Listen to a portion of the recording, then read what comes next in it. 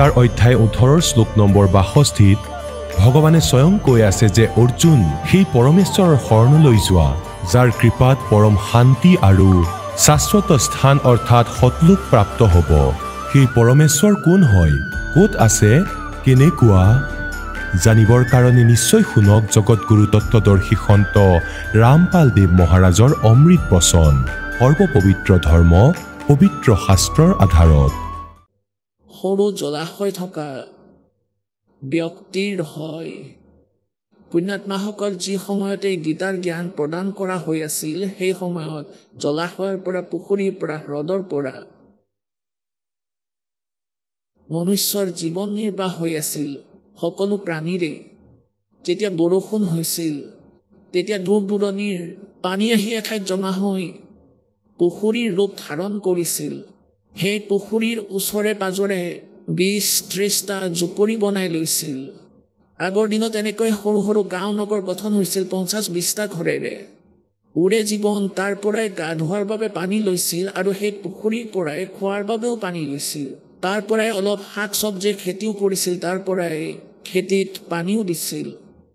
কোৱাৰ অৰ্থ এইটো যে যদি এবছৰত এবাৰ বৰষুণ নহয় তেন্তে সেই পুখুৰীৰ পানী শুকাই যায়, আৰু যদি 2 বছৰ বৰষুণ নহয় তেনেহ'লে আকাল পৰিহে সকলোবোৰ নষ্ট হৈ যায়। তাৰ ওপৰত আশ্ৰিত প্ৰাণী, মানুহ, জন্তু আৰু সেই ব্যক্তিসকল যিসকলে সৰু পুখুৰীৰ ওপৰত আশ্ৰিত, তেওঁলোকে যদি বহুত ডাঙৰ সৰোবৰ পাই যায়, ইমান ডাঙৰ হ্ৰদ পাই যায় আৰু গম পাই যে ইয়াত যদি 10 বছৰ বৰষুণ নহয় তেনেহ'লে পানী নুশুকায়, গতিকে সেই সময়ত সেই প্ৰাণীবোৰৰ আস্থা সেই সৰু জলাশয়ৰ প্ৰতি যেনেকুৱা থাকে, পুণ্যাত্মাসকল তেওঁলোকৰ সেই জলাশয়ৰ পানী, সেই সৰু জলাশয় অৰ্থাৎ পুখুৰীৰ পানী বেয়া নালাগে, কিন্তু এয়া ছাফিচিয়েণ্ট নহয়। ইয়াৰ দ্বাৰা তেওঁলোকৰ সকলো কাৰ্য সম্পূৰ্ণ নহয়, তেওঁলোকৰ বাবে পৰ্যাপ্ত নহয়। কেৱল যেনে তেনে কামহে চলাব পাৰে। সেই বৰষুণ কাম চলাবৰ বাবেহে আছিল। যদি হয় পানী জমা হয় আৰু নহ'লে সকলো মৰে। আৰু সেই সৰুবৰ হ্ৰদত যদি 10 বছৰো বৰষুণ নহয় তেতিয়াও ইয়াৰ পানী সমাপ্ত নহয়, গতিকে তৎক্ষণাত ইয়াক ত্যাগ কৰি তেওঁলোকে ডাঙৰ জলাশয়ৰ শৰণ লৈ লয়। গতিকে পুণ্যাত্মাসকল আজি যিসকল বুদ্ধিমান ব্যক্তি, যিসকলৰ পূৰ্বৰ শুভ সংস্কাৰ অধিক আছে, তেওঁলোকে এই জ্ঞান শুনা মাত্ৰেই আৰু তৎক্ষণাত সেই পূজা পাঠ, সেই দেৱতা, সেই ভগৱান, সেই জলাশয় তৎক্ষণাত ত্যাগ কৰিব। তাত যি স্বয়ং নাশবান, যি স্বয়ং মৃত্যুবৰণ কৰে, তেওঁলোকে আপোনালোকক কেনেকৈ ৰক্ষা কৰিব? যি স্বয়ং নিজ কৰ্মদণ্ড ভুগিবলগীয়া হয়, তেওঁলোকে ভাগ্যৰ পৰিৱৰ্তন কৰিব নোৱাৰে, তেন্তে আপোনালোকক কেনেকৈ সুখ দিব? শ্ৰীকৃষ্ণৰ জীৱন চাইবা গোটেই জীৱন দুখেৰে ভৰপূৰ আছিল। জন্ম জেলত, পিতৃ মাতৃ জেলত, বাহিৰলৈ আহিল তেতিয়া মোমায়েক শত্ৰু, জৰা সিং, শিশুপাল, চানৰ কোনো প্ৰতি মুহূৰ্ততে কোনো এজন পিছত লাগি আছিল। কিন্তু ভগৱানে ইয়াৰ যি ৰাম আছিল আপোনালোকৰ শ্ৰীকৃষ্ণ, তেখেতে ইয়াৰ পৰা মথুৰা ত্যাগ কৰি সেই সমুদ্ৰত গৈ শৰণ লৈছিল। তাতে এখন দ্বীপ দেখি তাতে নগৰ বনাইছিল আৰু সকলো যাদৱকে তালৈ লৈ গৈছিল যে কোনে যুঁজিব সদায় মূৰ্খসকলৰ লগত ইয়াত। আৰু পাছত শ্ৰীকৃষ্ণৰ অন্ত কেনেকৈ হ'ল? সম্পূৰ্ণ যাদৱকুলৰ অন্ত কি? যাৰ সন্মুখত এতিয়া যেনেকৈ এতিয়ালৈকে আমাৰ ধাৰণা আছিল যে আমাৰ বংশ বিস্তাৰ হৈ থাকক, আমাৰ ল'ৰা ছোৱালী হওক, আমাৰ কুল বাঢ়িলে, বংশ বাঢ়িলে আমি আনন্দিত হওঁ, আৰু যাৰ সন্মুখত সম্পূৰ্ণ কুল ধ্বংস হৈ গ'ল। শ্ৰীকৃষ্ণৰ মৃত্যু পাছত হৈছিল, ইয়াৰ আগতে 56 কোটি যাদৱৰ মৃত্যু হ'ল। কোনো এজন ব্যক্তিৰ 5জন পুত্ৰ আছে আৰু ইয়াৰে যদি এজন পুত্ৰৰ মৃত্যু হয় তেন্তে তেওঁ তাৰ দুখত কান্দে, আৰু যদি 2জনৰ মৃত্যু হয় তেন্তে কান্দি কান্দি অন্ধ হৈ যায়। যদি 5জনেই মৰে তেন্তে যাৰ হতে ঘটে সেই স্থিতি তেওঁহে জানিব। আৰু শ্ৰীকৃষ্ণৰ নাতি পুতি আৰু সকলো আত্মীয় স্বজন গোটেই বংশ নাশ হৈ গ'ল, আৰু শ্ৰীকৃষ্ণই চায়ে থাকিলে। এজনী বুঢ়ীয়ে কান্দি আছিল, কৈছিল যে এজন ল'ৰা ঢুকাল, 2 নাতিও ঢুকাল এক্সিডেণ্টত, হে ভগৱান, এই দুখ দেখাৰ বাবে মই কিয় জীয়াই আছো, মই কিয় নমৰিলো আগতেই? অৰ্থাৎ এজন বৃদ্ধ জীয়াই থকা অৱস্থাত তেওঁৰ সন্মুখত যদি সম্পূৰ্ণ বংশ ধ্বংস হৈ যায় তেন্তে তেওঁ সুখী হ'ব নোৱাৰে। গতিকে পুণ্যাত্মাসকল, ইয়াত কি কোৱা হৈছে? तारा मंडल बैठ कर ये चांद बड़ाई खावे, उदय हुए जब सूरज का ये स्यों तारों छिप जावे। এতিয়া পৰমেশ্বৰৰ জ্ঞানৰ আগত এতিয়া বেদ জ্ঞান। প্ৰথম কথা হ'ল যিসকলে বেদৰ শিক্ষা লৈ আছিল তেওঁলোকৰ সম্পূৰ্ণ জ্ঞান নাছিল। বেদে কৈছিল পৰমাত্মা সশৰীৰ মনুষ্য সদৃশ, আৰু এইজন পৰমাত্মা ওপৰত সৎ লোকতমৰ স্থানত বাস কৰে, দিব্য লোকত থাকে, আৰু তাৰ পৰা গতি কৰি ইয়ালৈ আহে, নিজৰ যি যথাৰ্থ জ্ঞান সেয়া প্ৰচাৰ কৰে, আৰু সেই শ্ৰেষ্ঠ আত্মা যিসকল সৎ প্ৰকৃতিৰ আত্মা তেওঁলোকৰ সৈতে সাক্ষাৎ কৰে, তেওঁলোকক জ্ঞান প্ৰদান কৰে, আৰু পাছত সেই সংশয় সেই পৰমাত্মাৰ জ্ঞানৰ প্ৰচাৰ প্ৰসাৰ কৰে, আগলৈ তেওঁ প্ৰচাৰ কৰে। গতিকে সেই পৰমেশ্বৰ কোন? আজিলৈকে এই লীলা কোনে কৰিছে? কবিৰদেৱে কাশীলৈ অহা সেই শিপিনীয়ে, সেই সৰ্বশক্তিমানে যিমানবাৰ তেওঁ প্ৰকট হৈছে এইদৰেই হৈছে যেনেকৈ বেদেই কৈছে। এইসকল বেদৰ জ্ঞাতাক, বেদক যিয়ে বেদক কৈছিলে যে আমি বেদ জানো, বেদক সত্য বুলি মানো, সিহঁতৰ বেদৰ বিষয়ে জ্ঞান নাছিল। বেদে কয় পৰমাত্মা সুশৰীৰে আছে, সিহঁতে নিৰাকাৰ বুলি কয়। আৰু বেদে কয় পৰমাত্মা এজন একদেশীয়, সিহঁতে কয় একদেশীয় নহয়, তেওঁ এখন ঠাইত নাথাকে। আৰু সিহঁতে কয় যে বেদত ক'তো লিখা নাই যে পাপ নাশ হৈ যায়, ভাগ্যৰ প্ৰাৰব্ধৰ কৰ্ম কাটি যায়, পাপ কৰ্ম নাশ হৈ যায়। য'ত বেদে কয় পৰমেশ্বৰৰ সাধনাৰে ঘোৰ পাপো নাশ হৈ যায়। গতিকে পুণ্যাত্মাসকল, এই যথাৰ্থ জ্ঞান প্ৰভুৱে 600 বছৰ আগতে পৰমেশ্বৰে স্বয়ং আহি কৈ গৈছে। जब ही सत्यनाम हृदय धरो, भयो पाप को नासे, जैसे चिंगारी अग्नि की भाई पड़े पुराणे घासे। যেনেকৈ ফিৰিঙতি জুইৰ আৰু হয়তো লাখটন শুকান ঘাঁহ পৰি আছে, তাতে এটা দিয়া চলাৰ কাঠি জ্বলাই পেলাই দিয়া, অথবা এডোখৰ জুই জ্বলাই তাতে পেলাই দিয়া, যদি বতাহ দিয়ে ডাও ডাওকৈ জ্বলিব, জ্বলি গোটেই নাশ হৈ যাব, আৰু বতাহে সেই ছাইখিনিও চাৰিওফালে পেলাই দিয়ে। গতিকে পুণ্যাত্মাসকল, পৰমাত্মা পৰমেশ্বৰ কবিৰদেৱে কৈছিল, মই যেতিয়া যি নাম দিম যথাৰ্থ মন্ত্ৰ, সত্য মন্ত্ৰ, ইয়াৰ সাধনাৰে আপোনাৰ পাপ, সঞ্চিত পাপ, প্ৰাৰব্ধৰ কৰ্ম এনেকৈ জ্বলি যাব যেনেকৈ পুৰণা ঘাঁহত দিয়া চলাৰ কাঠি জ্বলাই দিয়া হয়। এই সৎ নামে এনেকুৱা জুই লগাব। যিসকলৰ জ্ঞান নাই তেওঁলোকৰ বিষয়ে কি কৈছে ভগৱানে? पद गावे मन हर्ष के, पद गावे मन हर्षिया और साखी कहा आनंद, राम नाम जाना नहीं गल में पड़ गया फंद, करता जिसे कीर्तन ऊंचा कर कर तूड़े, जाने बुझे कुछ नहीं यो ही अंधा रूंडे। এতিয়া কি কৈছে যে এওঁলোকে কীৰ্তন কৰে, জাগৰণ কৰে, এওঁলোকে অতি সুৰীয়া কণ্ঠত ওপৰ ফালে মুখ কৰি দীঘলীয়া সুৰ টানে, এনেকৈ একেবাৰে কাণত সুৰ তাল আদি মিলায়, আৰু এনেকৈ কয় নামৰ বিষয়ে নেজানে, বিনাকৰণত ক'ত আছে। যি মন্ত্ৰ যেনেকৈ কোনোবাই ৰোগৰ বিষয়ে কৈ আছে, তোমাৰ এই ৰোগ আছে, লোৱা ঔষধ খোৱাই ৰোগ হৈছে, এয়া ঔষধ লোৱা, এতিয়া ঔষধো নাই। পুণ্যাত্মাসকল, যিয়ে এই ধৰণৰ কথা কয় যে ভগৱানৰ ভক্তি কৰিব লাগে, পৰমাত্মাৰ ভক্তিৰে দুখ দূৰ হয়, সকলো সৎসংগতে সন্তই কৈ দিয়ে যে তেওঁলোকৰ ওচৰত সেই ঔষধ নাই, সেই মন্ত্ৰ নাই। গতিকে কোৱা হৈছে এওঁলোকেতো বিনা কাৰণত নিজৰ সময় এনেই ব্যতীত কৰি আছে।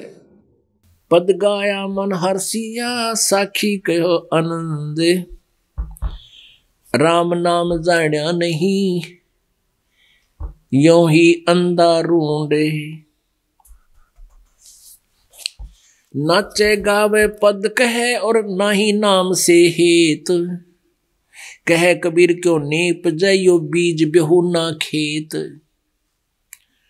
এতিয়া বৰ ধুনীয়া এখন গাঁও, আপোনালোকে হয়তো দেখিছে যে সন্তই থিয় হৈ নাচিবলৈ ধৰে, কাৰণ তেওঁলোকৰ আকৰ্ষণ কৰাই উদ্দেশ্য। সিহঁত ভণ্ড, তেওঁলোক কোনো সন্ত নহয়। এই পথ অৱলম্বন কৰিলে নিৰীহ আত্মাই তেওঁলোকক অনুসৰণ কৰিব। এতিয়া পৰমাত্মাই কৈছে, नाचे गाँव पद कहें और नाम न चिन्ह हेत। পৰমাত্মাৰ নাম লোৱাৰ প্ৰয়োজন নাই। যদি সঁচা নাম লোৱাৰ আন্তৰিকতা নাই তেন্তে একোৱেই প্ৰাপ্তি নহয়। कह कबीर क्यों नीप जे वो बीज बेहू ना खेत। খেদ সমাৰ্গে, যে আপোনালোক যেনেকৈ সৎসংগলৈ যায় আৰু সন্ত যিজনক আপুনি গুৰু মানি যায়, পৰমাত্মাৰ বাণী আৰু মুখে মুখে শুনা লোকবেদৰ পৰা তেওঁ ইমানটো কৈ দিয়ে যে মনুষ্য জীৱন ভগৱানে এই কাৰণে দিছে যে ভক্তি কৰিব লাগে। মনুষ্য জীৱন বাৰে বাৰে প্ৰাপ্ত নহয়। এই কথাৰে তেওঁ আপোনালোকক প্ৰেৰিত কৰি দিয়ে, কিন্তু তেওঁৰ লগত নাম নাই। कहते हैं बीज बिना को नीप जाए। कह कबीर कैसे नीप जाए वो बीज बेहू ना खेत। যি খেতিত বীজ সিঁচালে তাত কি উপজিব, তাত কি হ'ব এনেকৈ যদি বীজ ৰুই থৈছে আৰু নামো দিছে, কিন্তু সেয়া মুক্তিদায়ক নহয়, পাপ নাশক নহয়, ইয়াৰ ব্যৰ্থ। পুণ্যাত্মাসকল যিসকলে ধৰি লওক কোনোবাই নাম দিছে, কিয়নো এই যি মন্ত্ৰ, যথাৰ্থ মন্ত্ৰ, এই দাসৰ বাহিৰে পৰমাত্মা কবীৰদেৱে কলি যুগত আন কাকো দান কৰাৰ আদেশ নাই দিয়া। যিসকল মহাপুৰুষক এই নাম দিছে তেওঁলোকৰ মাজতে সীমিত ৰাখিবলৈ প্ৰতিজ্ঞাবদ্ধ কৰি লৈছিল। धर्मदास तो लाख दुहाई, ये सार नाम कितबार न जाई। सार शब्द बार जो पढ़ी, बिचली पीढ़ी हंस न तिरही। কবিৰ পন্থীসকলেও সাৰ নামৰ বিষয়ে নাজানে। এই দাসৰ ওপৰত দয়া কৰিছে পৰমেশ্বৰ কবিৰদেৱে। গতিকে এই দাসৰ পৰা নাম প্ৰাপ্ত প্ৰাণী দুই এজন নিষ্প্ৰকৃতি আত্মাৰ বিষয়ে গম পালো যে সিহঁতে নাম দি আছে। সিহঁতটো চোৰ, ভগৱানৰ এনেকুৱা দুষ্ট আগতে বহুত আছিল। সিহঁতৰ পৰা গুপ্ত ৰাখিবলৈ মালিকে এতিয়ালৈকে এই নাম লুকাই ৰাখিছিলে, এই মন্ত্ৰ যে কাকো নকবা।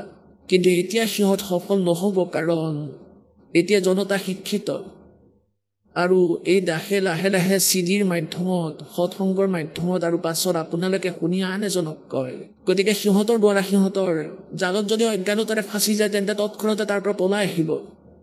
সিহঁত অধিকাৰী নহয়, নাম দিয়াৰ অধিকাৰী নহয়। যেনেকৈ কোনোবাই ভুৱা এপইণ্টমেণ্ট লেটাৰ দিয়ে, লাইন বাক্য তেনেকুৱাই লিখে যি আন এজন অধিকাৰীয়ে লিখে। You are appointed for the post of such and such. Your salary will be this and term and condition. আৰু তলত তেওঁ স্বাক্ষৰ কৰি দিয়ে সেই অধিকাৰীজনে, আৰু তেওঁ কৃতকাৰ্য, তেওঁ লাভ হয়। আৰু ইয়াক যদি আন অধিকাৰী কোনোবাই ভুৱা স্বাক্ষৰ কৰি দিয়ে সেই পংক্তিবোৰ লিখি, তেন্তে ফাঁকি দি আছে। কোনোবাই যদি ডুপ্লিকেট পাছপৰ্ট বনায় তেন্তে সেয়া নচলে। যেতিয়া সঠিক স্থানলৈ যাবা, ধৰা পৰি যাবা, দুয়োজনৰে শাস্তি হ'ব। এনেকুৱাই ইহঁত ফুল মন্ত্ৰ দেউতা, ভুৱা গুৰু। গতিকে আগতে যিজন সন্তকে পৰমাত্মাই মন্ত্ৰ দিছিল তেওঁক আন কাৰোকে দিবলৈ নাই কোৱা যে ইয়াক এতিয়া গুপ্ত ৰাখিবা। গতিকে এই প্ৰকাৰে পৰমাত্মাই আমাক সকলো প্ৰকাৰে জ্ঞান দি গৈছে। কোৱা হৈছে কোনো ভকত যিজন ইয়াৰ পৰা বিমুখ হৈ গৈছে, এই দাসৰ পৰা এনেই গুচি গ'ল। সিহঁতে নাম আদিটো নিদিয়ে, কাৰণ সিহঁতে গম পাই গ'ল যে নিজৰ মূৰত বোজা ৰাখিব নালাগে। নিজৰ অকৰ্মণ্যতাৰ কাৰণত, নিজৰ দুৰ্বলতাৰ কাৰণত, নিজে একো কৰিব নোৱাৰাৰ কাৰণত এজন দুজনে এৰি গুচি গ'ল। আৰু সিহঁতে ঘৰত বহি বহি কি কয় যে আমি সেই মন্ত্ৰই জপ কৰি আছো আৰু আমি তালৈ নাযাওঁ গুৰুদেৱৰ ওচৰলৈ। আমি সেই মন্ত্ৰই জপ কৰোঁ, সদায় আৰতি কৰোঁ, নিত্য নিয়মো কৰোঁ। परमात्मा कहते हैं सतगुरु शरणा छोड़ गए, सतगुरु संगत छोड़ गए, और लाख वर्ष जब कीन इंद्री कर्म ना मोक्ष होए फिर कार का ठीक। এতিয়া পুণ্যাত্মাসকল সবাৰ জ্ঞান দিওঁ, আৰু এনেকুৱা কৰ্মহীন ব্যক্তিয়ে 10 বছৰ ধৰি ইয়াত জ্ঞান শুনি সেৱা কৰি কৰ্ম বিনষ্ট কৰি গুচি গ'ল। ইয়াত ইমান দিন জ্ঞান শুনি মানুহে নিজকে সমৰ্পিত কৰি দিয়ে। আৰু পৰমাত্মাই কয়, বাৰে বাৰে আমাক বুজাই যে सतगुरु संगत छोड़ के जे लाख वर्ष जप कीन, इंद्री कर्म ना मोक्ष है फिर काल का अधीन। পৰমাত্মাৰ মাৰ্গ এৰি, গুৰু এৰি, সদগুৰুৰ সংগ এৰি নিজৰ ইচ্ছাৰে লাখ বছৰ জপ নকৰা কিয়? কালৰ অধীনতে থাকিবা এতিয়া যেনেকৈ गुरु मानुष कर जानते ते नर कहिए अंधे होए दुखी संसार में फिर आगे यम के फंदे এতিয়া সেই ব্যক্তিসকল যিসকল ইয়াৰ পৰা বিমুখ হৈ গৈছে নিজৰ চতুৰতা মূৰ্খতাৰ কাৰণে এনেতো মূৰ্খতাৰ বাবে কিন্তু নিজকে অধিক চতুৰ বুলি ভবাৰ ফলত গতিকে সিহঁতৰ সৈতে আগন্তুক দিনত কি হ'ব ধৰি লওক 5 বছৰ 4 বছৰ 6 বছৰ ভালদৰে ভক্তি কৰিলে দান কৰিলে গতিকে সেইবোৰ গোট একাউণ্টত ডিপজিট হৈ গ'ল সিহঁতৰ গোটেই কাৰ্য যেতিয়ালৈকে সিহঁতৰ পুণ্য থাকিব তেতিয়ালৈকে তেওঁলোকৰ ঘৰত কোনো সংকট নাহিব কাৰণ পুণ্যৰে সুখ হয় আৰু যেতিয়া সেই পুণ্য সমাপ্ত হ'ব তাৰ পিছত এনেকুৱা দুখ আহিব সিহঁতে ধৰিবই নোৱাৰিব এটাৰ পাছত এটা এজন ব্যক্তিয়ে কৈ আছিল এতিয়া পুনৰ আহিটাও নাম লৈছে কৈ আছিলে 4 বছৰ ঠেলা হেঁচা খাই দুখ দুৰ্গতি হৈ এতিয়া তেওঁ নিজৰো কেঞ্চাৰ হৈ গৈছে আকৌ ভতিয়ালৈ আহি পুনৰ উপদেশ লৈছে এতিয়া ভগৱানে জানে তেওঁ সুস্থ হ'বনে নহয় এয়া পৰমাত্মাৰ কৃপা কিন্তু কৰ্ম বিনষ্ট কৰিলে গতিকে এওঁলোকৰ অৱস্থা এনেকুৱাই হ'ব পুণ্যাত্মাসকল যেতিয়ালৈকে প্ৰাণীৰ পুণ্য চলি থাকে ইমানতো ভগৱানৰ ওচৰ নাযায় আৰু পৰমাত্মা আৰু তেতিয়া কালে কি কৰে এতিয়া যেনেকৈ যিজন সন্তান ইয়াৰ পৰা বিমুখ হৈ গৈছে যি পৰিয়াল আৰু ব্যক্তি ইয়াৰ পৰা গুচি গৈছে তেওঁ নাম বিদ্যালয়ৰ পৰা কাক খাই গৈছে আৰু যি ছাত্ৰ বিদ্যালয়লৈ আহি আছে আৰু যদি সি ফলো কৰে তেন্তে শিক্ষকে তাৰ বাবে তাৰ ভৱিষ্যতৰ প্ৰতি লক্ষ্য কৰি তাক গালিও পাৰে হোমৱৰ্ক ক্লাছৰ যদি ফুল কৰে যদি কৰি নাহে তেন্তে ধমক দিয়ে আৰু সিহঁতক থিয় কৰাই থয় আৰু তাক কঠোৰ নিয়ম শৃংখলাত ৰাখে আৰু সেই ছাত্ৰই অধ্যাপকে গালি পাৰি আছে সিহঁতৰ ভৱিষ্যতৰ কথা ভাবি আৰু পিছত সিহঁতে শুধৰাই আহে গুৰুদেৱে ধমক দি আছে পিটি আছে আৰু পাছত সিহঁতে ভালদৰে যদি শুধৰাই আহে তেন্তে সেই ছাত্ৰ সফল হয় আৰু যিজন ছাত্ৰ অধ্যাপকে গালি পৰাৰ পিছত স্কুললৈ নাযায় তেতিয়া তাৰ কি হয় তাৰ জীৱনত দুখ দুৰ্গতি হয়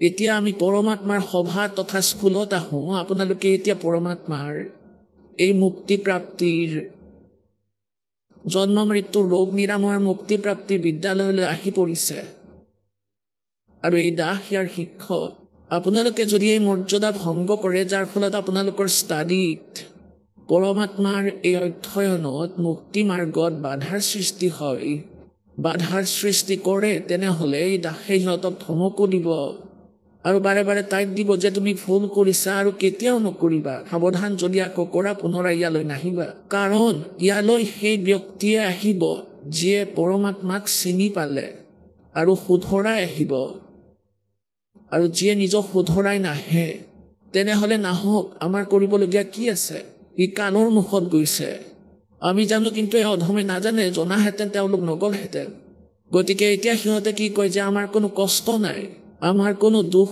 নাই যি ইয়াৰ পৰা বিমুখ হৈ গুচি গৈছে আৰু আমি সেই মন্ত্ৰই জপো তেনেকুৱাই আৰতি কৰোঁ জ্যোতি লগাওঁ আমাৰ এতিয়া কোনো কষ্ট নাই এতিয়া পুণ্যাত্মাসকল যেতিয়ালৈকে ইয়ালৈ আহি আছিল সেই ব্যক্তি তেওঁ আমাক বাৰে বাৰে কৈছিলে যে আজি নাতিৰ এয়া হৈ গ'ল আজি নাতিনীৰ এনে সমস্যা হ'ল আজি পুত্ৰৰ এই ক্ষতি হ'ল আৰু এতিয়া এওঁলোকে কৈছে যে আমাৰ একো ক্ষতি হোৱা নাই আমি তাৰ পৰা ওলাই আহিলোঁ ইয়াৰ কাৰণ কি যেনেকৈ ল'ৰা ছোৱালী বিদ্যালয়লৈ যায় অধ্যাপকে শাসনত ৰাখে আৰু যিবোৰ স্কুললৈ নাহে স্কুল এৰি দিছে সিহঁতে গাধৰ পিঠিলতি ঘূৰি ফুৰক শিক্ষকৰ কোনো লেনদেন নাই এতিয়া ঘূৰি ফুৰক পাছত সি নিজেই গম পাব সেই শিক্ষকে তাত তাক গালি পাৰিবলৈ নাযায় যে তই গাধৰ পিঠিত কিয় বহিছ সিটো মজা লৈ আছে তাতে ফূৰ্তিত আছে এতিয়া গাধৰ পিঠিত বহি পৰিছে যিসকলে কয় আমাৰ কোনো দুখ নাই গতিকে পৰমাত্মাই তেওঁলোকৰ অৱস্থা চাই ব্যৱস্থা কৰে কম বেছি কষ্টত ৰাখে যাতে এওঁলোক ভগৱানৰ চৰণত পৰি থাকে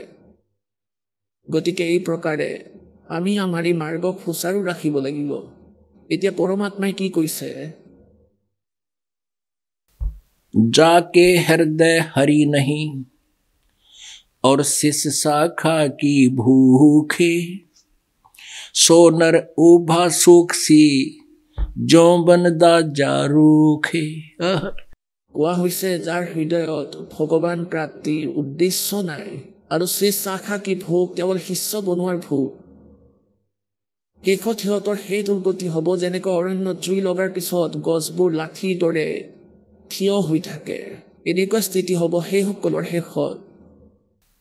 शिष्य शाखा संसार गति सेवक प्रत्यक्ष काले बैरागी छावे मड़ी ताको मूल न डाले। अब क्या बताते हैं परमात्मा? शिष्य शाखा संसार गति और सेवक प्रत्यक्ष काल।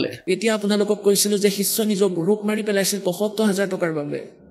সিহঁতক কোৱা হৈছে যি ব্যক্তিয়ে অনৰ্থক কথা কয় পৰমাত্মাৰ পৰা বিমুখ হয় সিহঁতৰ লগত নাম নাই। এওঁলোক ভণ্ড সন্ত ক'ৰবাত এঠাইত স্থান বনাই বহি আছে। সেই সেৱক তেওঁলোকৰ কাল প্ৰত্যক্ষ কাল, আৰু সেই যিজন গুৰু হৈছে যাৰ লগত যথাৰ্থ জ্ঞান ভক্তি আৰু নাম নাই তেওঁ এতিয়াই সংসাৰ গতিতে আছে। পুণ্যাত্মাসকল, আপোনালোকৰ সৌভাগ্য যে আপোনালোকে এই জ্ঞান শুনি আছে। আপোনালোকক এই জ্ঞান বিভিন্ন মাধ্যমেৰে শুনোৱা হৈছে। কোনোবাই কিতাপত পঢ়ি আছে, কোনোবাই চিডিত চাই আছে, অথবা প্ৰত্যক্ষভাৱে ইয়াত আহি জ্ঞান শুনি আছে। আৰু লাখ লাখ মানুহ আছে যিসকলে গোটেই দিন পৰিশ্ৰম কৰি আছে, পেটৰ বাবে কিমান ঠেলা হেঁচা খাই ফুৰি আছে, মিছা কথা কৈছে, ইমান পাপ সংগ্ৰহ কৰি আছে, নিজৰ পুণ্য কৰ্ম নষ্ট কৰি আছে, জন্ম নাশ কৰি আছে, পাপ কৰি আছে। আৰু আপোনালোকৰ এই জ্ঞান হ'ল আপোনালোকৰ ভিতৰত কিমান আনন্দৰ সৃষ্টি কৰিছে ভগৱানে। আপোনালোকে কাম এৰি আহে। পুণ্যাত্মাসকল, যিকোনো কাৰ্য কৰিলেহে হয়। যেনেকৈ আমি ল'ৰা ছোৱালীক পঢ়াওঁ, 12, 13, 14 বছৰ তেওঁলোকে যিমান শিক্ষা গ্ৰহণ কৰিব বিচাৰে সিহঁতক আমি একেবাৰে ফ্ৰী এৰি দিওঁ। আৰু অন্য পৰিয়ালতকৈ অধিক সিহঁতক খোৱা বোৱা কাপোৰ কানি অধিক খেয়াল ৰাখোঁ, ধ্যান দিওঁ। আৰু 12, 13, 16 আৰু পাছত সি যদি ট্ৰেইনিং কৰে 20 বছৰলৈকে, 25 বছৰলৈকে, সেই সন্তানক কোনো কাম কৰিবলৈ নিদিওঁ। আৰু টকা পইচাৰ সম্পূৰ্ণ চাহিদাও পূৰণ কৰোঁ। কি উদ্দেশ্যৰে? যাতে ল'ৰাজনে ডাঙৰ হৈ নিজ ভৰিত থিয় হ'ব পাৰিব। 20-25 বছৰ পাছত সেই ল'ৰা বা ছোৱালীজনীয়ে নিজৰ ৰুটিৰ যোগাৰ কৰিব পাৰিব। এতিয়া আমি কি কৰোঁ? বেছি উন্নত শিক্ষা, ইঞ্জিনিয়াৰ, ডক্তৰ বা কোনোবাক IAS, IPS বনাওঁ। কি উদ্দেশ্যত? যে বেছি টকা উপাৰ্জন কৰিব, ডাঙৰ ঘৰ বনাব আৰু এনেকুৱা টি কৰা কাৰত যাতায়াত কৰিব। এয়া সিহঁতৰ শত্ৰু হ'ব শেষলৈ। কাৰণ সিহঁতৰ ভিতৰত অহংকাৰ আহি যাব, মায়াৰ কামনা বাঢ়ি গৈ থাকিব। আৰু সেয়াই হ'ব যি তেওঁৰ ভাগ্যত আছে। আগৰ পৰাই সকলো পূৰ্ব নিৰ্ধাৰিত সেই ল'ৰা ছোৱালীয়ে এইবোৰ পোষ্ট পায়, কিন্তু সকলোৱে এই উদ্দেশ্যৰে পঢ়ে আৰু পঢ়ায়। গতিকে আমি পৰমাত্মাৰ বিধান পাহৰি গৈ নিজৰ জীৱ সংজ্ঞা বিবেচনাৰে আমি একেবাৰে অকৰ্মণ্য হৈ পৰিছোঁ। আমি আমাৰ বিবেচনাৰ ফলত পাপী হৈ পৰিছোঁ, মায়াৰ পূজাৰী হৈ পৰিছোঁ, দুৰ্দশ হৈ পৰিছোঁ, চতুৰ হৈ পৰিছোঁ। গতিকে এই আটাইবোৰ দুখ সমাপ্ত কৰিবলৈ আমাৰ পৰমেশ্বৰ কবিৰদেৱৰ এই আধ্যাত্মিক জ্ঞানৰ অতি প্ৰয়োজনীয়তা আছে। এই আধ্যাত্মিক জ্ঞান শুনাৰ পাছত পৰমাত্মাৰ প্ৰতি আমাৰ ৰুচিও বাঢ়িব আৰু শান্তিও হ'ব। গতিকে ইয়াৰ বাবে এতিয়া ভগৱানৰ বাবে বেছিকৈ সময় উলিওৱা। যিয়ে এই জ্ঞান বুজি গৈছে তেওঁ নিজৰ মূৰত ভৰি তুলি লৈছে, তেখেতে দাসে সকলো চাই আছে।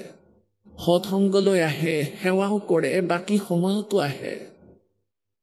আৰু তেওঁলোকে এনেকুৱাই যদি নিয়মত থাকে তেন্তে চাব পৰমাত্মাই কেনেকুৱা আনন্দ দিয়ে তেওঁলোকক। ইয়াতো সুখ দিব। আৰু ইয়াৰ পৰা যেতিয়া যাব তেতিয়া বিমানত বহি যাব। आए हैं सो जाएंगे ये राजा रंग फकीर, एक तो सिंहासन चढ़ के जा, एक बंधे जात जंजीर। সকলো মৰিব লাগিব। ইয়াৰ পৰা যেতিয়া দেহ ত্যাগ কৰি যাব, কিন্তু যোৱাৰ মাজতো বহুত পাৰ্থক্য আছে। এটা হ'ল পৰমাত্মাই আহি লৈ যাব এই দাসৰ ৰূপত, যে আহা বোপাই আহা এই জাহাজ গৈ আছে, আৰু তৎক্ষণাতে তাতে বহিব। আপুনি গমেই নাপাব যে আপোনাৰ মৃত্যুৱে হৈছে নে আপুনি ক'ৰবাত সৎসংগ শুনিবলৈ গৈ আছে গুৰুদেৱৰ সৈতে। আৰু যিসকলে ভক্তি নকৰে সিহঁতৰ সেই সময়ত দুৰ্গতি হ'ব, শৌচ পেচাব ওলাই যাব। আপুনি চাই ল'ব কেতিয়াবা এনেকুৱা কোনো ব্যক্তিৰ মৃত্যু হয়, তেওঁ যিমান ডাঙৰ পোষ্টত নাথাকক কিয়, তেওঁ যিমানেই ধনী নহওক কিয়, যাৰ লগতে সৎ ভক্তি নাই তেওঁৰ মৃত্যু চাব, শৌচ পেচাব বাহিৰ হৈ যায়। এওঁলোকক গা কিয় ধুৱায়? এইকাৰণে গা ধোৱা হয় কাৰণ তাৰ অৱস্থা বেয়া হৈ যায়, কাপোৰতে শৌচ পেচাব ওলাই যায়। লালতি ওলাই যায় গতিকে তাক গা ধুওৱা হয় পাছত আকৌ গা ধুওৱা হয় যেতিয়া একেবাৰে চিতাক তোলাৰ সময় হয় কোৱাৰ ভাৱাৰ্থ হ'ল যে সিহঁতে কিয় ভয় খায় কাৰণ যমৰ দূতে এনেকুৱা ভয়ংকৰ ভাৱ-ভংগী দেখায় শৰীৰ এৰি যাবলৈ ভিতৰৰ পৰা অস্ত্ৰৰে প্ৰহাৰ কৰে সিহঁতে ভয় খাই শৌচ পেচাব কৰি দিয়ে যেতিয়া সি ভয়ত সেই দেহ এৰি যোৱাৰ প্ৰযত্ন কৰে তেতিয়া তাৰ বাহু ধৰি লয় সূক্ষ্ম শৰীৰত যমৰ দূতে আৰু যাৰ বাবে পৰমাত্মা আহে যিয়ে পৰমাত্মাৰ ভক্তি কৰে তেওঁলোকক পৰমাত্মাই বিমানত বহাই লৈ যায় कहते सतगुरु शरणा आ गए फिर धर्मराज डर कैसा যমৰ দূত ওচৰলৈ আহিব নোৱাৰে এজন ভকতে কৈ আছিল যে মই সপোনত ঢুকাইছিলোঁ যমৰ দূত আহি মোক লৈ যাবলৈ ধৰিলে মই ক'লো আৰে ক'লৈ লৈ গৈ আছা ক'লে সৎসংগলৈ লৈ যা মই গুচি গ'লোঁ অলপ দূৰ গৈ তেওঁক সুধিলোঁ মোক ক'লৈ লৈ গৈ আছা ইয়াত সৎসংগটো নাই ইয়াত সন্মুখত লিখা আছে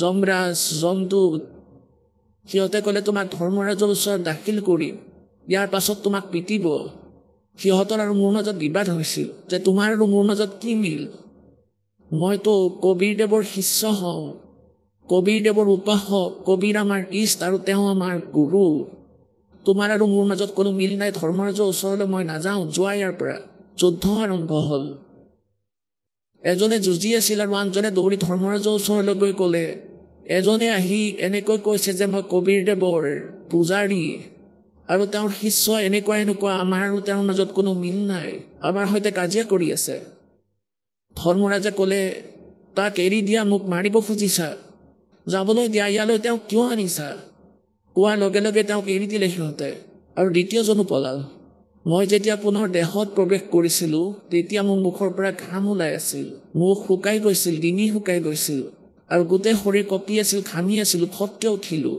তেওঁ কৈছিল কমেও 2-3 গিলাচ পানী খাইছিলোঁ তেতিয়াহে মোৰ শৰীৰ শান্ত হৈছিল তেতিয়া মোৰ বিশ্বাস হ'ল যে মই সঁচাকৈয়ে মৰি গৈছিলোঁ আৰু সেই জ্ঞান কামত আহিল যে আমি পৰমাত্মাৰ সন্তান তোমাৰ আৰু আমাৰ কোনো মিল নাই পৰমাত্মাই কৈছে সৎগুৰুৰ শৰণত অহাৰ পিছত ধৰ্মৰাজৰ কি ভয় এই কালৰ দূতেনো কি কৰিব পৰছত হ'ল যে পৰম পিতা পৰমাত্মা পূৰ্ণ ব্ৰহ্ম সমগ্ৰ সৃষ্টিৰ ৰচয়িতা কুল মালিক কবিৰ চাহেব দেৱৰ অসীম কৃপাৰে আপোনালোককে সৎসংগ শুনোৱাৰ সুযোগ প্ৰাপ্ত হৈছে এওঁলোক পুণ্যাত্মা যিসকলে সৎসংগ শুনি আছে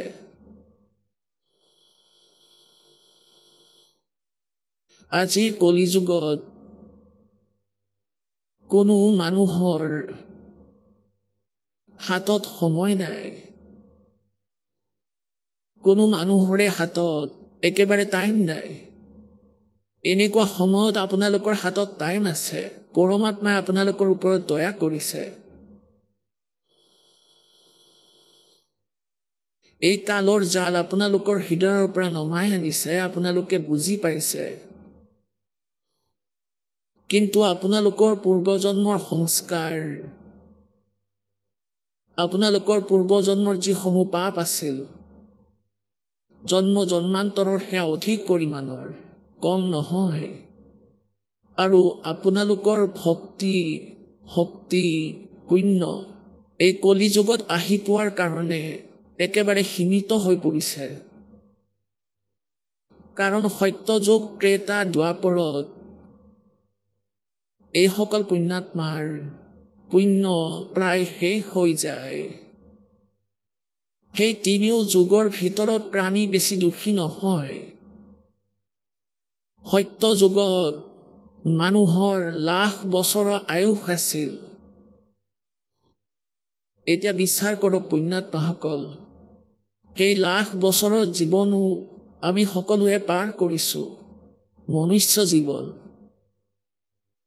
আৰু সেই সময়ত আমাৰ শৰীৰ সুস্থ মন শান্ত খং ক্ৰোধ বহুত কম সত্য যুগত গতিকে সেই সময়তো আমি আছিলোঁ সত্য যুগৰ বিশেষ বৈশিষ্ট্য আছিল যে পত্নীৰ পূৰ্বে স্বামীৰ মৃত্যু হোৱা নাছিল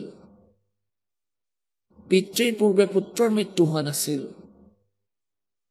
আৰু শাৰীৰিক কষ্ট মানসিক চিন্তা এইবোৰ নামমাত্ৰ হৈছিল 1,00,000 বৰ্ষৰ জীৱন আছিল মানুহৰ। এতিয়া আমি 60, 70, 75লৈকে আহি পালে নিজকে ধন্য বুলি ভাবোঁ। আৰু ইমান কষ্ট শৰীৰলৈ আহি যায়, ইমান প্ৰকাৰৰ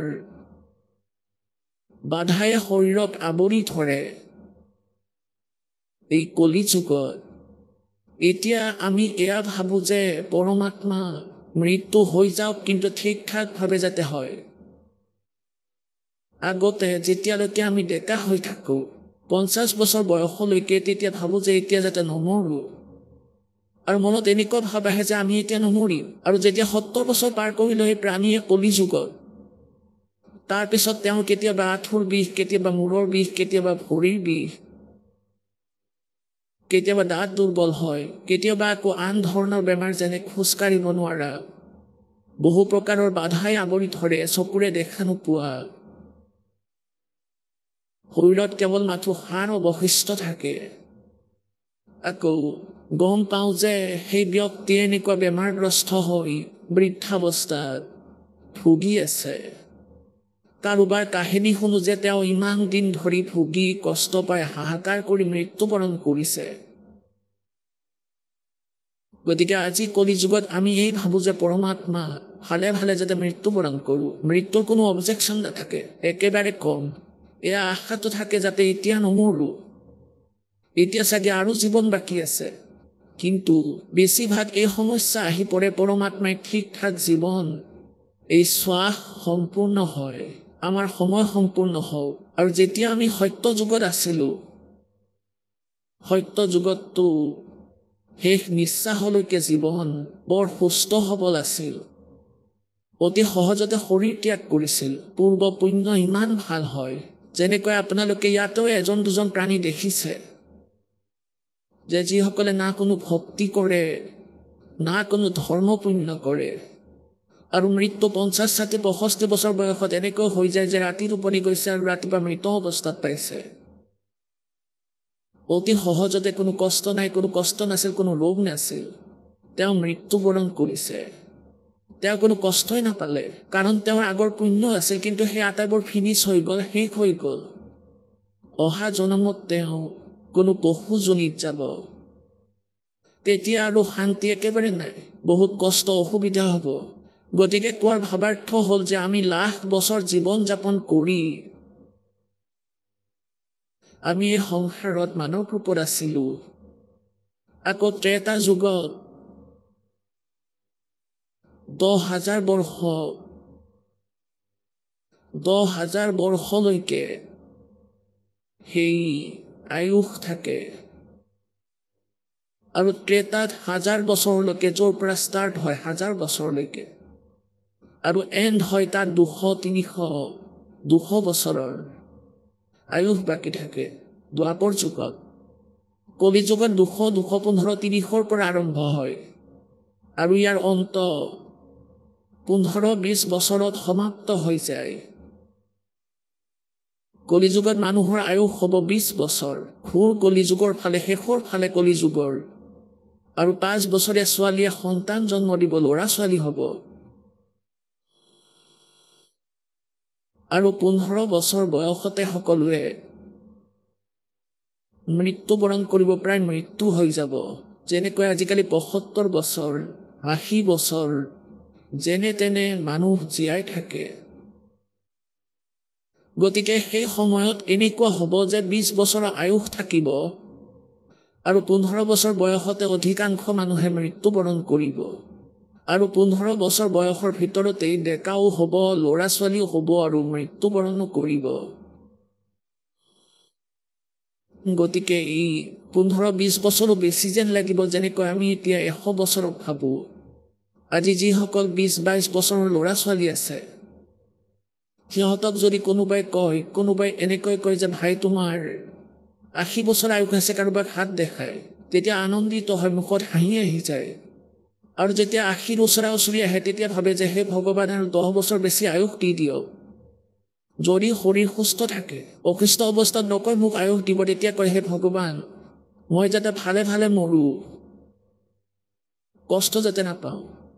মৰিবলৈও ভাবিবলগীয়া হয়, কিন্তু এয়া মাথো ভাবিলেই নহ'ব। পৰমাত্মাৰ ভক্তিৰে, পৰমাত্মাৰ কৃপাৰে বৃদ্ধ বয়সতো জীৱ সুস্থ সবল থাকে। কিন্তু ইয়াৰ বাবে আমি আগৰ পৰাই চেষ্টা কৰিব লাগিব।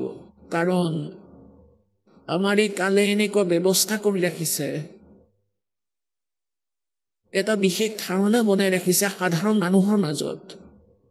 যেনেকৈ আমাৰ ইয়াত সৰু সৰু ল'ৰা ছোৱালীও নাম লৈ লয়। আমি 3 বছৰত ল'ৰা ছোৱালীয়ে যেতিয়া কথা ক'বলৈ ধৰে, তেতিয়া তাক প্ৰথম মন্ত্ৰ প্ৰদান কৰোঁ, আৰু দ্বিতীয় মন্ত্ৰ সৎনাম যেতিয়া 10 বছৰ বয়সৰ হৈ যায় তেতিয়া দিওঁ। কাৰণ তেতিয়া সি উশাহ নিশাহৰ ক্ৰিয়া ভালদৰে কৰাৰ যোগ্য হয়।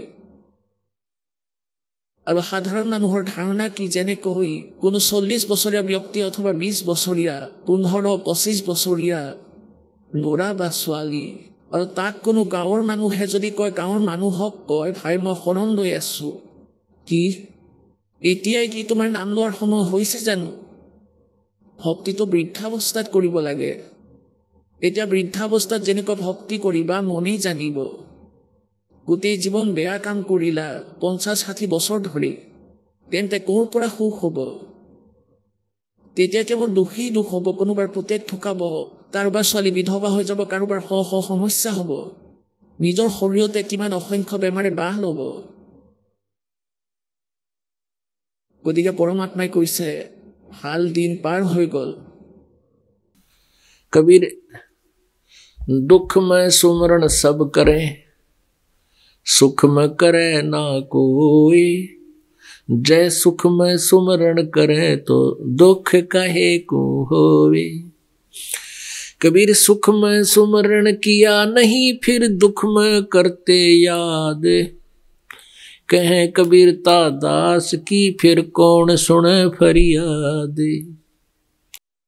এতিয়া ঘৰতো সুখ, পৰিয়াল, ল'ৰা ছোৱালীও ঠিকেই আছে, ভাল ঠাইলৈ বিয়া হৈ গ'ল, সিহঁতে ভাল চাকৰিও পালে অথবা ব্যৱসায় বাণিজ্য ঠিক চলিল। তেতিয়া ভগৱানৰ পিনে কোনেও নাচায়, কেৱল ফৰ্মেলিটি কৰে। 6 মাহৰ মূৰত ক'ৰবাত পূজা কৰিলে, যদি কৰিলে। পৰমাত্মাই কৈছে तू जाने तेरी ऐसे निभाएगी हरदम लेखा भरना रे। তুমি ভাবি আছা যে মই এনেকৈ আনন্দ উল্লাসত থাকিম, এনেকৈ ফূৰ্তিত থাকিম। নাই, কোৱা হয় যে এটা এটা উশাহৰ হিচাপ হৈ আছে তোমাৰ। যিদিনাখন তোমাৰ পুণ্য সমাপ্ত হৈ যাব, এই বেটাৰী, এইবোৰ পূৰ্বজন্মৰ চাৰ্জ পুণ্য জমা হৈ আছে, যিদিনাখন এয়া সমাপ্ত হৈ যাব, তোমাৰ ইনভাৰ্টাৰৰ বেটাৰীৰ দৰে ফিউজ হৈ যাব। যেনেকৈ বৰ্তমান এটা ইনভাৰ্টাৰ বনাইছে বৈজ্ঞানিকসকলে, তাতে 2টা বেটাৰী থাকে। সেই বেটাৰীক লাইটৰ দ্বাৰা চাৰ্জ কৰা হয়, চাৰ্জাৰৰ যোগেদি। আৰু যেতিয়া সেই বেটাৰী চাৰ্জ হৈ যায়, তেতিয়া চাৰ্জাৰ খুলি দিয়াৰ পাছতো, লাইটৰ সৈতে কানেকশ্যন নাৰাখিলেও, তেতিয়াও সেই ইনভাৰ্টাৰে কাম কৰি থাকে। ফেনো চলি থাকে, লাইটো চলি থাকে, আৰু সি নিজৰ কাম সম্পূৰ্ণ কৰি আছে। আৰু যেতিয়া ই ডিচাৰ্জ হৈ যাব, বেটাৰী শেষ হৈ যাব, একেবাৰে শেষ হৈ যাব, তেতিয়া আৰু ফেনো নচলিব, কুলাৰো নচলিব, লাইটো নজ্বলিব। গতিকে এই প্ৰকাৰে যিসকলৰ পূৰ্বজন্মৰ বেটাৰীত চাৰ্জ আছে, তেওঁলোকৰ মাজত কোনো এজন আজি প্ৰধানমন্ত্ৰী হৈছে, কোনোবা ৰাষ্ট্ৰপতি হৈছে, আৰু কোনোৱে উচ্চ পদত নিযুক্ত আছে, কোনোবাৰ প্ৰচুৰ ধন আছে, কোনো এজন আকৌ ফেক্টৰীৰ মালিক, কোনোবাই খনি খান্দি আছে, কোনো আকৌ উন্নত কৃষক, জমিদাৰ। আৰু যেতিয়া সিহঁতৰ বেটাৰী ডিচাৰ্জ হ'ব, পূৰ্বজন্মৰ পুণ্য সমাপ্ত হ'ব, তেতিয়া চাব সিহঁতৰ পৰিণতি কি হয়। এনেকুৱা যথেষ্ট উদাহৰণ যদিও আগতেও আছিল, তেওঁ আমাৰ চকুৰ আগত, কিন্তু উত্তেজনাময় একো নাছিলে, তেওঁলোকৰ দুখ অসুবিধা নাছিলে, ভৰো নাছিলে। এতিয়া যেতিয়া নাম উপদেশ আৰু জ্ঞান হোৱাৰ পিছতো আকৌ দুৰ্ঘটনাবোৰ জনতাসকলৰ লগত ঘটি আছে, নামবিহীন মানুহবোৰৰ লগত। গতিকে সেইকাৰণে আমাৰ চকু আৰু বেছিকৈ খুলি গ'ল। যেন যিসকলে এনেকুৱা দেখিছিলে ডাঙৰ কাম চলি আছে, তেওঁলোকৰ সন্তান ডাঙৰ হৈ গৈছে, আজি তেওঁলোকৰ সেই দুৰ্গতি হৈছে। তেওঁলোকৰ কাহিনী যদি শুনে, তেনেহ'লে মানুহৰ চকুলো নুশুকায়। গতিকে পুণ্যাত্মাসকল, परमात्मा कहते हैं दुख में सुमरण सब करे, सुख में करे ना कोई। और जय सुख में भी सुमरण कर ले तो दुख का एक होए। सुख में सुमरण किया नहीं, फिर दुख में करते याद, कह कबीरता दास की फिर कौन सुने फरियाद। পুণ্যাত্মাসকল, এয়া আপোনালোকৰ ভাগ্য যে পৰমাত্মাই আপোনালোকক কৃপা কৰিছে। পৰমেশ্বৰে স্বয়ং আহি যথাৰ্থ জ্ঞান আপোনালোকক দিছে। মানৱ এই আত্মা, মানৱ শৰীৰ ধাৰণ কৰি যিসকল পুণ্যাত্মা হয় আগৰ মনুষ্য জীৱনৰ পৰা আহিছে, তেওঁলোকে পৰমাত্মাৰ ভক্তি অবিহনে থাকিব নোৱাৰে। আৰু এনেও এই আত্মা যেতিয়াৰ পৰাই ভগৱানৰ পৰা বঞ্চিত হৈছে, ত্যাগ কৰি আহিছে, সৎলোকৰ পৰা আহিছে, সেইদিনাৰ পৰাই তেওঁৰ আভাস হৈ গ'ল যে পৰমাত্মাবিহীন তেওঁৰ কোনো ঠিকনা নাই। সেইদিনাৰ পৰাই তেওঁ আকৌ বিচাৰিব আৰম্ভ কৰিলে পৰমাত্মা। এই আত্মাই সেইদিনাৰ পৰাই চেষ্টা আৰম্ভ কৰিলে, কিন্তু তেওঁ য'ত আহিছে, য'ত এই আত্মা আহিছে, তেওঁ নাজানে যে তেওঁ ক'ত আহিছে। আৰু ইয়াৰ মালিক কোন? কাল, ব্ৰহ্ম, জ্যোতি, নিৰঞ্জন, সদাশিৱ।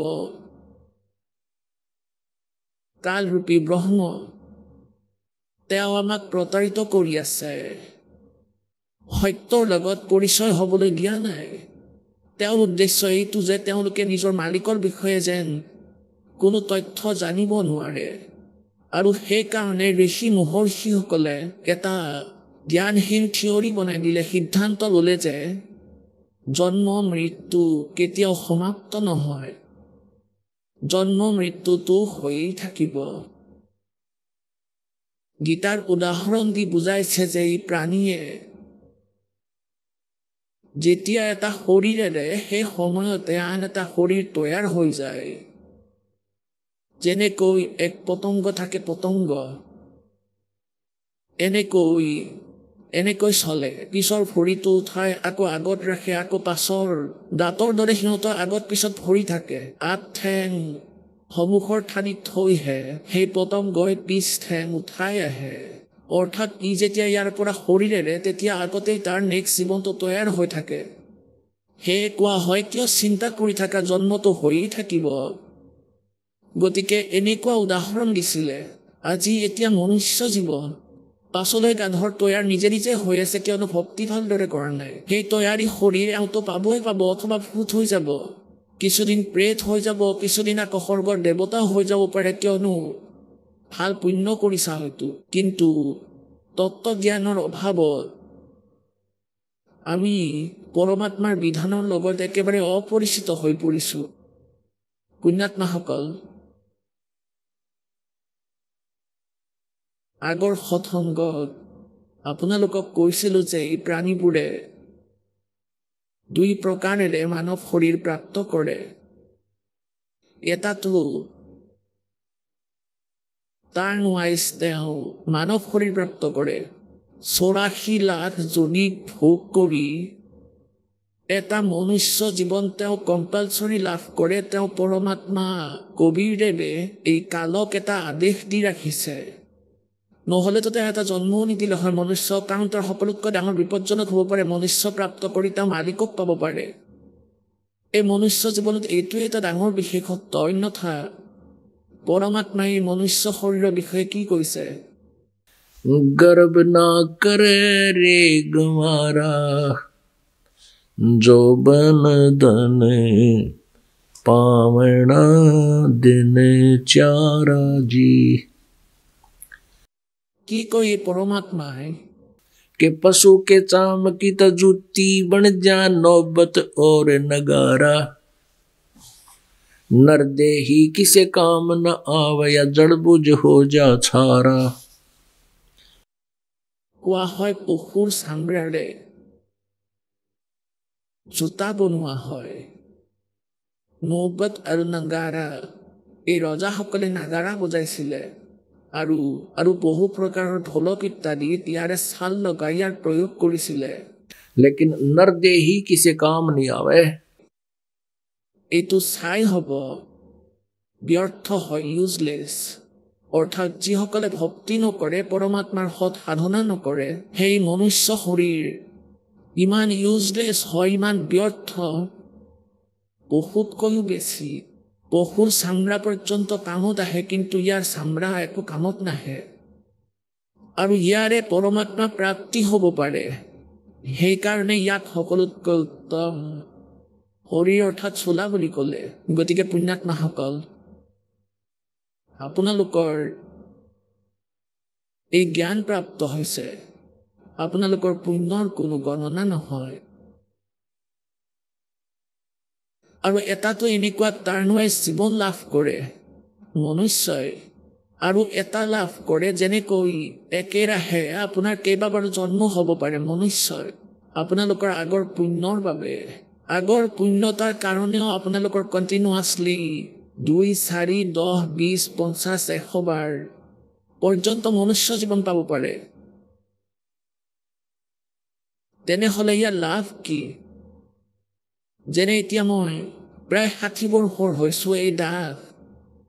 এতিয়া এই জীৱনত মই কি পাইছোঁ? যদি এই মাৰ্গ নেপালোঁ হয়, ভক্তি নকৰিলোহেঁতেন। গতিকে আমি যি প্ৰচিডিউৰ শুনিছিলোঁ, যিটো মানিছিলোঁ যে সন্তানৰ লালন পালন কৰিম, তেওঁলোকক বিয়া দিম, ভগৱানে তেওঁলোকক সন্তান দিয়ক আৰু নিশ্চিন্ত মনে মৰি যাওক, আগৰ জন্মত মৃত্যু হ'ব, আৰু যদি কিবা পুণ্য থাকি যায় তেনেহ'লে পাছৰ জন্মত আকৌ মানুহ হ'ব। তেতিয়া এই প্ৰচিডিউৰ আকৌ আৰম্ভ। 5-6 জন বালক হ'ল, কিছুমান মৰিলে, কিছুমান বাচিলে, আকৌ হাহাকাৰ। অৰ্থাৎ আমি জীৱ সংজ্ঞাত ৰমীন হৈছিলোঁ। এতিয়া আমি গম পাইছোঁ পৰমাত্মাৰ বাণীয়ে আমাক জোকাৰি গৈছে যে কি ক'লে, তুমি তালৈ ব'লা য'ত জন্ম মৃত্যু নহয়।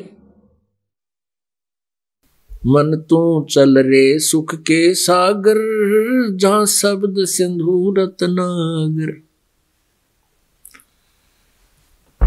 कोट जन्म तने बरमत होगे, कुछ ना हाथ लग्या रे। कोटि जन्म तने बरमत होगे, कुछ ना हाथ लग्या रे। कुकर सुकर खरबया बोरे, कौआ हंस बुगारे। मन तू चल रे सुख के सागर, जहाँ शब्द सिंधु रत्नागर। कोटि जन्म तू राजा की न्या, मिटी न मन की आशा। कोटि जन्म तू राजा की न्या, मिटी न मन की आशा। भिक्षुक हो के तू दर दर घूम्या, ये मिला न निर्गुण रासा। मन तू चल रे सुख के सागर, जहाँ शब्द सिंधु रत्नागर। इंद्र कुबेर ईश की पदवी, ब्रह्मा वरुण धर्मराया। इंद्र कुबेर ईश की पदवी, ब्रह्मा वरुण धर्मराया। विष्णुनाथ के पुर को जाके तू फिर भी वापस आया। मन तू चल रे सुख के सागर, जहाँ शब्द सिंधु रत्नागर। असंग जन्म तोए मरत्या होगे, जीवित क्यों ना मरे रे। 12 मद महल मठ बोरे, बोहर न दे दो रे। मन तू चल रे सुख के सागर, जहाँ शब्द सिंधु रत्नागर। मन तू चल रे सुख के सागर, जहाँ शब्द सिंधु रत्नागर। दोजक बहिष्ट सभी ते देखे, राजपाट के रसिया। दोजक भिष्ट सभी ते देखे, राजपाट के रसिया। 3 लोक से तरपत नाही, ये मन भोगी खसिया। मन तू चल रे सुख के सागर, जहाँ शब्द सिंधु रत्नागर। मन तू चल रे सुख के सागर जहाँ शब्द सिंधु रत्नागर। भाई सतगुरु मिले तो इच्छा मिटे पद मिल पदे समान। सतगुरु मिले तो इच्छा मिटे पद मिल पदे समान। चल हंसा उस लोक पठाऊं जो आद अमर अस्थाना। मन तू चल रे सुख के सागर जहाँ शब्द सिंधु रत्नागर। मन तू चल रे सुख के सागर जहाँ शब्द सिंधु रत्नागर। भाई चार मुक्ति जहाँ चंपी करती माया होरी दासी। चार मुक्ति जहाँ चंपी करती माया हो रही दासी। दास गरीब अभय पद पर से वो मिले राम अविनाशी। मन तू चल रे सुख के सागर जहाँ शब्द सिंधु रत्नागर। मन तू चल रे सुख के सागर जहाँ शब्द सिंधु रत्नागर। पुण्यात्माসকল, আমি সকলোৱে কালৰ মায়াৰ ভাঙৰ নিচাত বহুত বেছি গ্ৰস্ত হৈ আছো। परमात्मा कहते हैं कबीर ये माया अटपटी सब गट आने अड़ी। किस किस को समझाऊं या कुए बांग पड़ी। পৰমাত্মাই এইটো বুজাবলৈ চেষ্টা কৰিছে যে এজন ব্যক্তিক মই বুজাই দিওঁ বুজি লয়।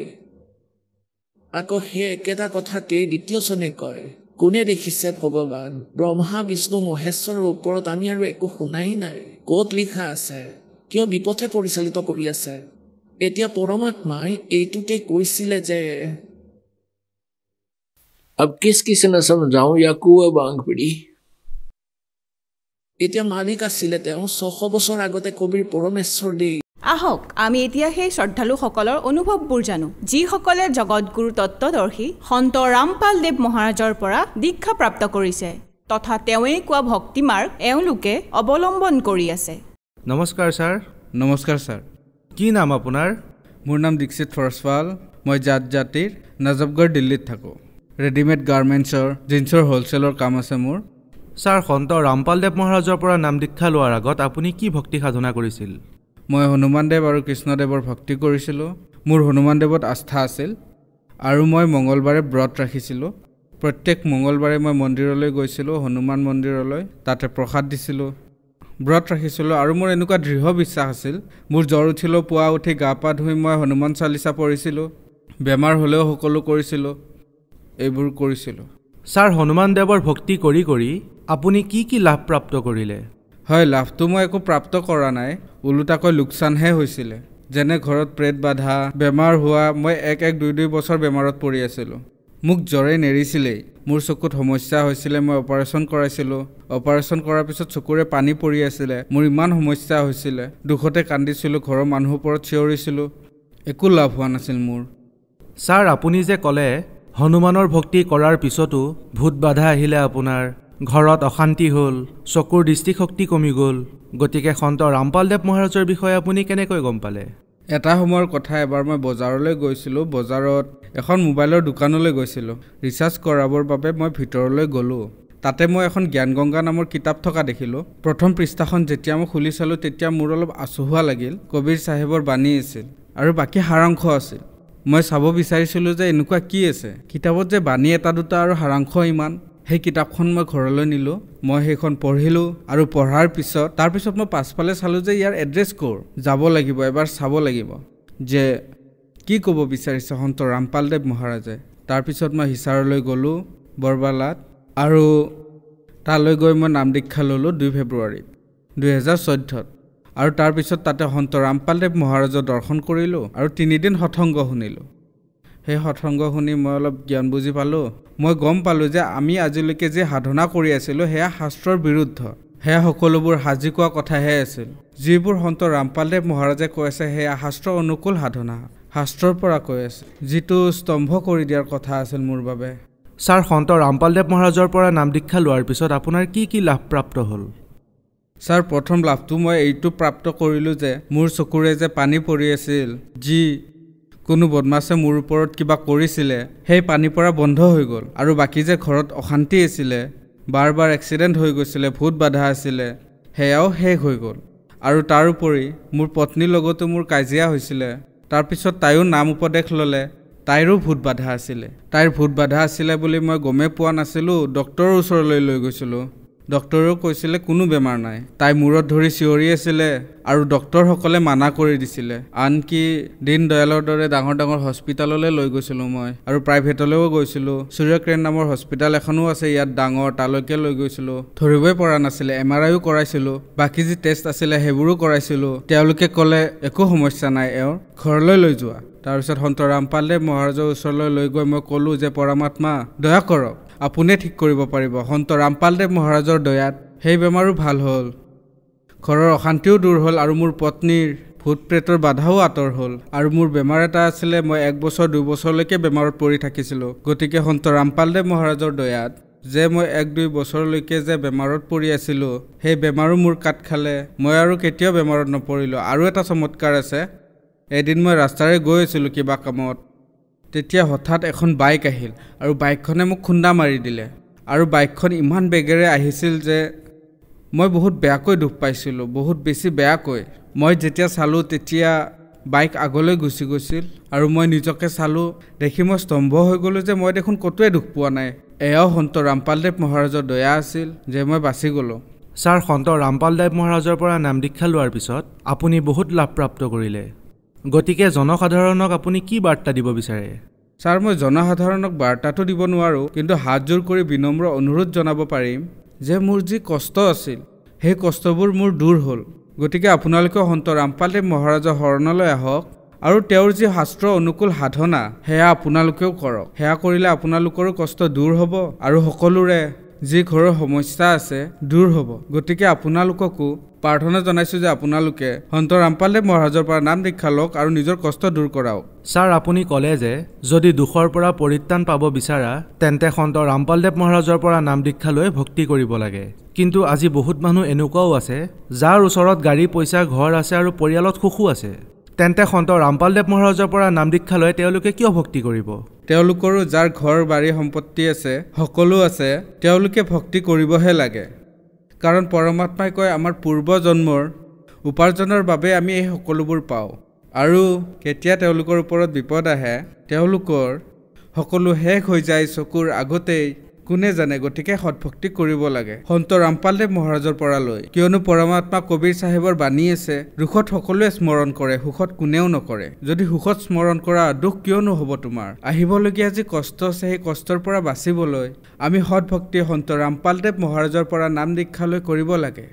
মৃত্যুৰ আগতে আমি যি কষ্ট ভুগি আছোঁ তাৰ বাবে আৰু মুক্তি প্ৰাপ্তিৰ বাবে সন্ত ৰামপালদেৱ মহাৰাজৰ পৰা নাম উপদেশ লৈ ভক্তি কৰিব লাগে। ছাৰ, সন্ত ৰামপালদেৱ মহাৰাজৰ পৰা নাম দীক্ষা লোৱাৰ বাবে জনসাধাৰণে কি কৰিব লাগিব?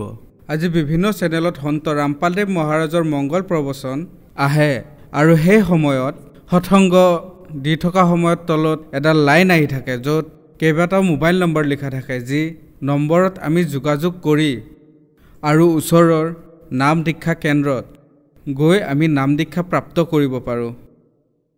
ধন্যবাদ ছাৰ। সৎ চাহে।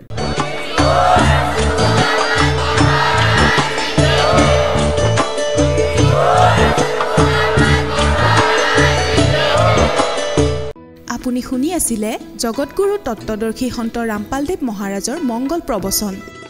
অধিক জানিবৰ বাবে ভিজিট কৰক আমাৰ ৱেবছাইট www.jagatgururampalji.org।